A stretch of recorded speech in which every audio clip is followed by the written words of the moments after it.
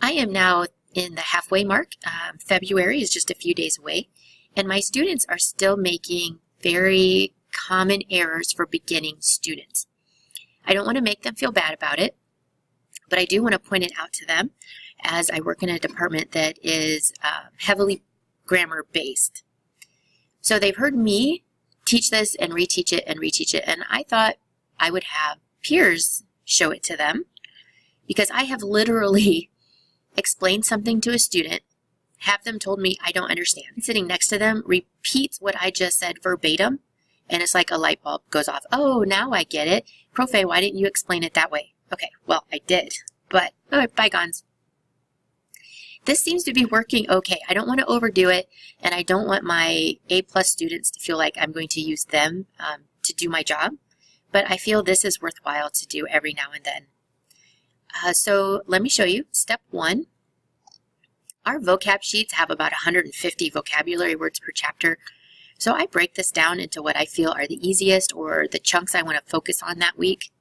And what I will do for this one, it would have been tener phrases. I have them write the tener phrase in this box.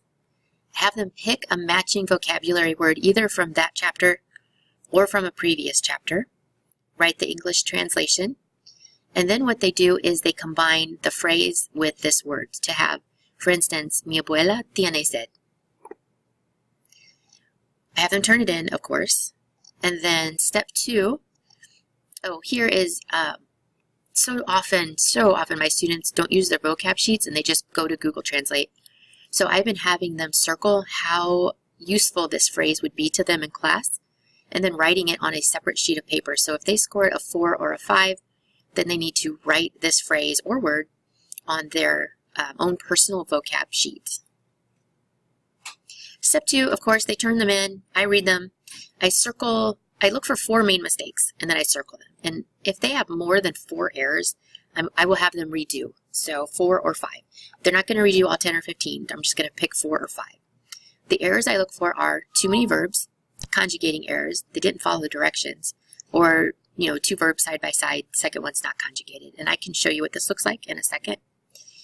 Then I pair them up with a peer who got 100%.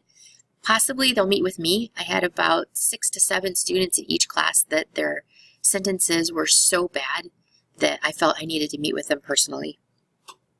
So they meet with their peers and then they fill out the sheet, turn it back in, I look at it again, and then the second handout, or the second time they turned it in, if there's still pretty bad mistakes, any of these mistakes, then I meet with them personally.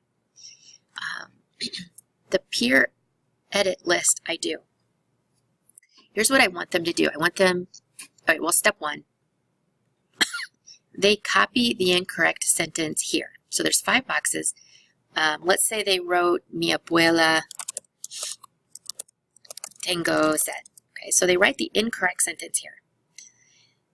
They don't need their peer editor for this one. Then they tell me why it's wrong, and maybe their peer editor can help with that one. So they might say something like, or tengo is in the yo form, but I needed to make it match abuela. And then they rewrite the correct sentence. Mi abuela tiene sed. So the errors I look for are too many verbs, conjugating errors, doesn't meet the requirements, and 2 verbs side by side. So an incorrect example of number 1, possibly they might write soy voy escribo. Now they're getting their point across. They're trying to say, I'm going to write. I know what they're trying to say. And I praise them for putting forth the effort and being able to communicate with me in the second language. But again, as a grammar-based department, I can't let this go. I have to address this. Conjugating errors. This one's pretty simple. Like they'd write yo escribe. Doesn't meet requirements, self-explanatory, and then 2 verbs side by side. I get a lot of this. Me gusta escribo. So I just have to remind them. 2 verbs side by side. Second one's not conjugated. And then that's it. They turn it in. I look at it again. If, let's say, they did it wrong again, maybe they put STNA, my grandma is thirsty, then I call them back up and I help them fix it. Hope that helped.